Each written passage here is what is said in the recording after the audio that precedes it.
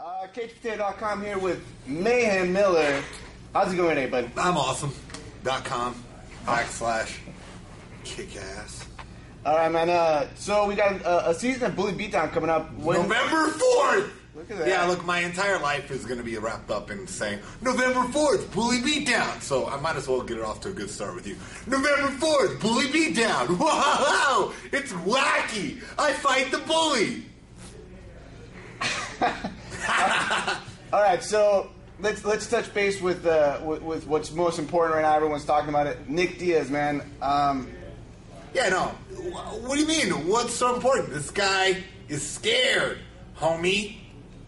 Are you there's a lot of debate about him coming up to 85. Man, this guy's a paper champion. Man, get out of here with this. What the hell? So he beat up 155-pound KJ Noons, and I don't. You got to come down to 170, bro. Get out of here.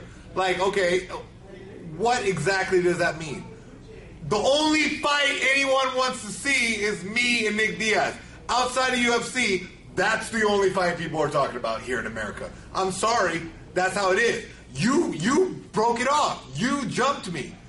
You did it. You asked for it. You talked about for years guys with painted hair who market themselves. Who are you talking about? You didn't call out names. I'm calling out names. Nick Diaz is a bitch.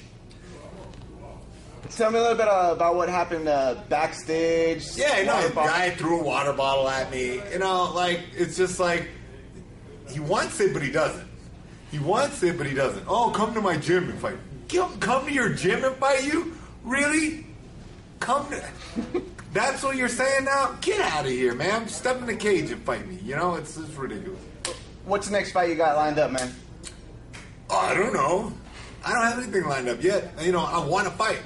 I train all the time.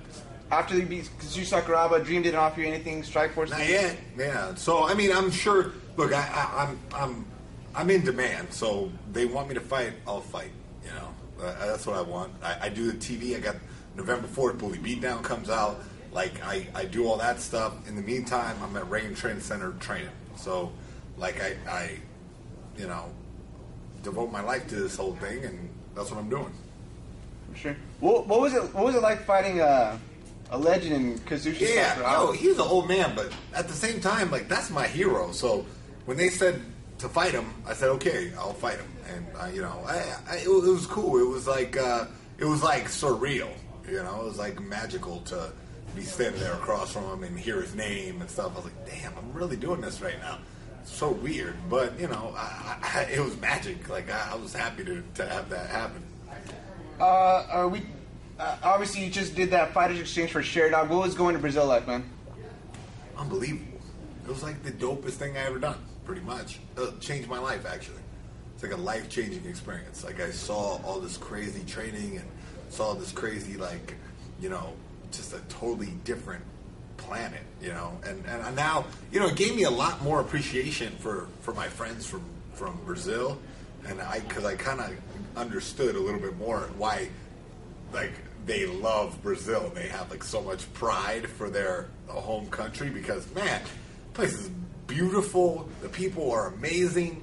Like, it's just, like, all the way around. Like, man, I did everything, too. Like, I did the full-on, like, I felt like I was on The Amazing Race or something. Like, because I got to, like, train with all these tough dudes and then go to, like, climb mountains and then I was like hang gliding the next day, and like I'm just like, man, my life is a damn movie. Like I can't even begin to tell you.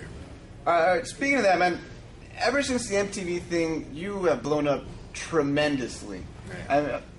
What's it feel like? I mean, going from, I mean, not necessarily relatively unknown. No, because within the community, you're right. No, because within the MMA community, you were a big name. MMA is like a niche market where these certain people know you. You know, the guy wearing a tap-out shirt probably knows who you are. But at the same time, the MTV thing brings a whole new, you know, level of, like, notoriety, like, or fame, you know, where people are just, like, walking up to me, hey, man, Bully Beatdown guy, what's up, bro? And I'm like, what's up? Like, you know, and it's just normal people who never watch MMA or never get into that. It's cool to be the guy to bring mixed martial arts to another audience, sort of. You know what I mean? And I'm proud to be that guy. You know, like in a way. And it's a fun show. Like it's funny and it's cool and you know it has a cool little story and the kids like it and old people like it and I don't know. I'm stoked. I think it's all around good for the sport anyway. So thanks. All right. What do you think of Jake Shields in the UFC? Obviously, you wanted a rematch with him, and what do you think of his debut, man? I think that Cameron did a good job, best he could. But I mean, it's hard when you got the blanket on you. You know, that guy is good at what he does. He just does like a running across the cage on his knees kind of thing. He's good. He damn took me 5 rounds and made and got the decision. Like that's what he does. Like that's the thing. He did the same thing to Henderson. He's like that's what he's good at. And I think that going to 170, to compete at that had to have been rough for him because he didn't. He looked dead tired after 1 round. But why in other fights he doesn't look like that. But I don't know. I don't know. That's Shields. That's Jake Shields. What do you want me to say? I don't know. I don't know how you feel if after every win you get booed. Like I would. That's a good point. I would feel bad. I just wish the guy would. I think that he's good enough to like go for submissions and like really try to finish the fight, but he'd rather not. I think he just tried. He just wants to win. What'd you think about the Brock Lesnar-Cain Velasquez fight, man? That was the best fight ever. Like, I mean, that was just awesome. Like, I had called that was going to happen like that. That Cain was just going to outwork him, and I had said that to everybody in interviews and picks or whatever. But man, that was just awesome to see it work in 1 round. And I was thinking about it. Brock Lesnar versus Shane. The last heavyweight fight I saw that was exciting was Brock Lesnar versus Shane Carwin. And now I started thinking about it.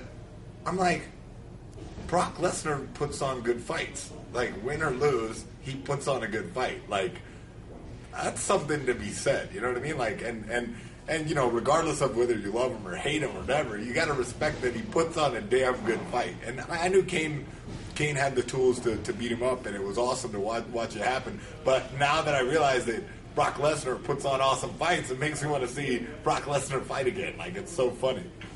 All right, man. You're super busy. What's it like being in show business and training for a mixed martial arts fight, man? Yeah, no. How do you balance it out? No, honestly, my show business side takes up a certain portion of my time, but it's not very difficult because, like if I was just a Hollywood actor, only, I would just be spending the same time that I spend here training.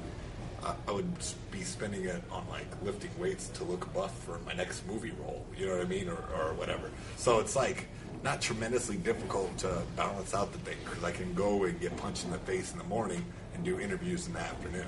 Like or film promo spots. Like I'm filming promo spots today for Bully Beatdown, November 4th. Here in the afternoon. So it's easy to balance it all out. My life is damn hectic these days, and I'm trying not to stress about stupid things, but man. You're on red hair because of it, man. I know. Hi, you're watching Cage Potato.